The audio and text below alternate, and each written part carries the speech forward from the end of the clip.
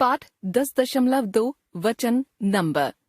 संज्ञा शब्द के जिस रूप से यह पता चलता है कि वह शब्द एक इकाई के रूप में ग्रहण किया जाएगा या अनेक के रूप में, व्याकरण में शब्द के उस रूप को वचन कहते हैं।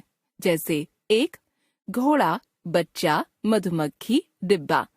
अनेक घोड़े, बच्चे, मधुमक्खियां, डिब्बे। वचन के भेद। जिस तरह हिंदी में 2 लिंग होते हैं, उसी तरह वचन भी 2 होते हैं। वचन, एक वचन, बहुवचन। एक वचन, जिस शब्द से किसी एक ही व्यक्ति या वस्तु का बोध होता है, वह शब्द एक वचन में माना जाता है। जैसे किताब, कॉपी, साइकिल, लड़का आदि। बहुवचन, जिस शब्द से एक से अधिक व्यक्तियों या वस्तुओं का बोध होता है, वह शब्द बहुवचन में माना जाता है। जैसे किताबें, कॉपियां, साइकिलें, लड़के आदि। संज्ञा शब्दों पर वचन का प्रभाव। हिंदी में एक वचन शब्दों से बहुवचन बनाने के लिए शब्दों के सही लिंग की जानकारी होना बहुत जरूरी है। क्योंकि पुल्लिंग शब्दों के बहुवचन बनाने वाले प्रत्यय अलग हैं, तो स्त्रीलिंग शब्दों के बहुवचन बनाने वाले प्रत्यय अलग। उदाहरण के लिए कमरा तथा माला दोनों ऐसे तो एक वचन के शब्द हैं जिनके अंत में आ प्रत्यय आ रहा है, आकारांत, परंतु कमरा शब्द पुल्लिंग है तो माला शब्द स्त्रीलिंग। इसीलिए इनके बहुवचन रूप भी अलग अलग ढंग से बनाए जाते हैं। जैसे कमरा जमा ए कमरे, माला जमा ए मालाएं। यदि कोई कमरा तथा माला शब्दों के लिंग से परिचित नहीं है, तो वह बहुवचन बनाते समय कमरा का बहुवचन कमराएं बना सकता है या माला का बहुवचन माले बना सकता है। अतः एक वचन से बहुवचन बनाते समय निम्नलिखित बातों का ध्यान रखिए। वचन परिवर्तन के नियम।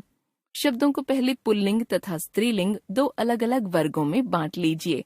जैसे पुल्लिंग लड़का, बच्चा, घोड़ा, पानी, दूध, छाता, कवि, भालू, धोबी, साधु, नौकर, पाठक।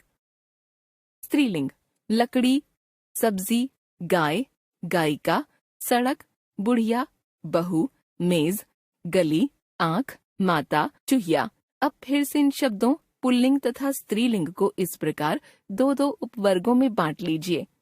पुल्लिंग शब्दों में से आकारांत शब्दों को एक उपवर्ग में तथा शेष सभी को दूसरे उपवर्ग में बांटिए। स्त्रीलिंग शब्दों में ईकारांत तथा ईयांत शब्दों को एक उपवर्ग में तथा अन्य शब्दों को दूसरे उपवर्ग में बांटिए। जैसे पुल्लिंग आ से अंत होने वाले आकारांत शब्द लड़का, बच्चा, घोड़ा, छाता। अन्य शब्द पानी, दूध, कवि, भालू, धोबी, साधु, नौकर, पाठक। स्त्रीलिंग इया से अंत होने वाले ई कारांत तथा ईयांत शब्द लकड़ी, सब्जी, बुढ़िया, गली, चूहिया। अन्य शब्द गाय, गायिका, सड़क, बहू, मेज, आंख, माता। अब इन सभी शब्दों के बहुवचन निम्नलिखित नियमों के आधार पर बनाइए। पुल्लिंग आकारांत शब्दों में ए प्रत्यय जोड़कर। अन्य पुल्लिंग शब्दों के बहुवचन रूप एक वचन के ही समान रहते हैं, क्योंकि इनमें शून्य प्रत्यय जोड़ा जाता है। स्त्रीलिंग ईकारांत तथा ईयांत शब्दों में आ प्रत्यय जोड़कर। अन्य स्त्रीलिंग शब्दों में ए प्रत्यय जोड़कर। पुल्लिंग आ से अंत होने वाले आकारांत शब्द ए प्रत्यय जोड़कर।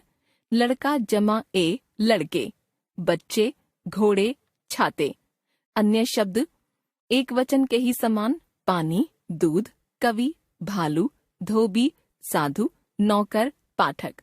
स्त्रीलिंग ईया से अंत होने वाले ई कारांत तथा ईयांत शब्द आ प्रत्यय जोड़कर।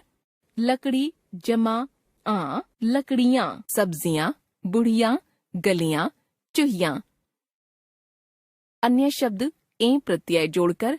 गाय जमा ए गायें, गायिकाएं, सड़कें, बहुएं, मेजें, आंखें, माताएं। ध्यान रखिए, ई कारांत शब्दों के बहुवचन बनाते समय आ प्रत्यय जोड़ा जाता है।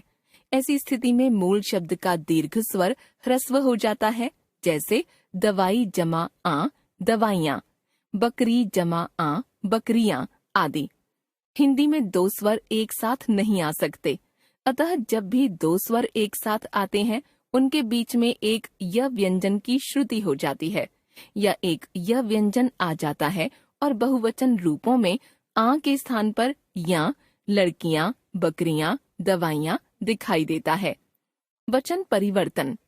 आपने देखा कि एक वचन से बहुवचन बनाने के लिए हिंदी में मुख्य रूप से ए, आ प्रत्यय हैं। इनके अन्य उदाहरण नीचे दिए जा रहे हैं। ए प्रत्यय जोड़कर आकारांत पुल्लिंग शब्दों के अंतिम आ का लोप हो जाता है तथा ए प्रत्यय जोड़ दिया जाता है, जैसे कपड़ा, कपड़े, छाता, छाते, घोड़ा, घोड़े, बूढ़ा, बूढ़े, बेटा, बेटे, दरवाजा, दरवाजे।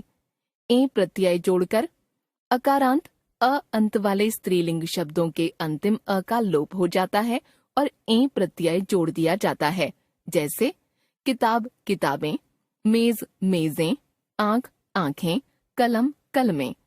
आकारांत स्त्रीलिंग शब्दों के अंतिम स्वर का लोप नहीं होता, बल्कि इनके अंत में सीधे ए प्रत्यय जुड़ जाता है, जैसे कथा, कथाएं, कन्या, कन्याएं, माता, माताएं, लता, लताएं, व्यथा, व्यथाएं, घटा, घटाएं। आ प्रत्यय जोड़कर जब ईकारांत स्त्रीलिंग शब्दों में आ प्रत्यय जोड़ा जाता है तो शब्द की अंतिम दीर्घ ई ह्रस्व ई में बदल जाती है, जैसे कुर्सी, कुर्सियां, गली, गलियां, लड़की, लड़कियां, नदी, नदियां, टोपी, टोपियां, सखी, सखियां। लोग, जन, गण, वर्ग आदि प्रत्यय जोड़कर कुछ संज्ञा शब्दों में बहुवचन बनाने के लिए लोग, जन, गण, वर्ग आदि शब्द जोड़ दिए जाते हैं, जैसे मित्र, मित्र लोग, लेखक, लेखक गण, गुरु, गुरुजन, कर्मचारी, कर्मचारी वर्ग। ध्यान रखिए, कुछ शब्द हमेशा बहुवचन रूप में ही प्रयुक्त होते हैं, उनके एक वचन रूप नहीं होते, जैसे आंसू, समाचार, प्राण, दर्शन, बाल, केश। कुछ संज्ञा शब्द हमेशा एक वचन में ही आते हैं, उनके बहुवचन रूप नहीं बनते, जैसे वर्षा, आग, हवाएं, पानी। हमने सीखा, संज्ञा शब्द के जिस रूप से यह पता चलता है कि वह शब्द एक इकाई के रूप में ग्रहण किया जाएगा या अनेक के रूप में, व्याकरण में शब्द के उस रूप को वचन कहते हैं।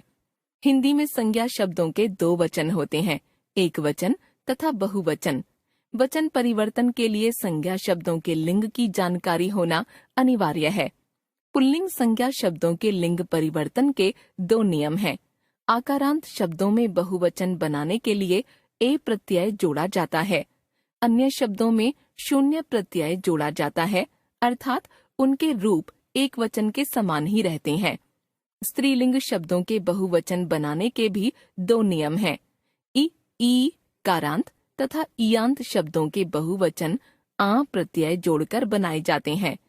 अन्य स्त्रीलिंग शब्दों के बहुवचन ए प्रत्यय जोड़कर बनाए जाते हैं।